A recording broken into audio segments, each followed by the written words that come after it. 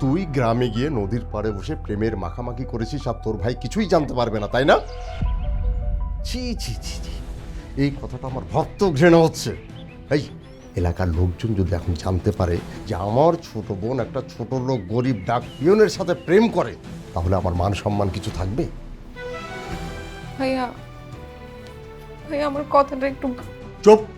তোর কোনো কথা শুনতে চাই না, তোর কোনো কথা শোনার মতো সময়ও আমার নাই। একটা কথা কান খুলে শুনে রাখ, আগামী 7 দিনের মধ্যে আমি তোর বিয়ের ব্যবস্থা করছি, তুই রেডি থাকিস। ভাইয়া চুপ! একটা কথা বলবি না, একদম কথা বলবি না।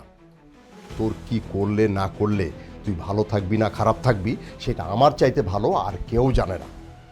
এত কিছুর পরেও তুই যদি আবার ওই গরিব ছোট লোক ডাক পিয়নের সাথে কোনো প্রকার যোগাযোগ, দেখা সাক্ষাৎ, কথা বলার চেষ্টা করিস, বাড়ির বাইরে যাওয়ার চেষ্টা করিস, তাহলে আমি যে কি করতে পারি সেটা কিন্তু তুই খুব ভালো করে জানিস।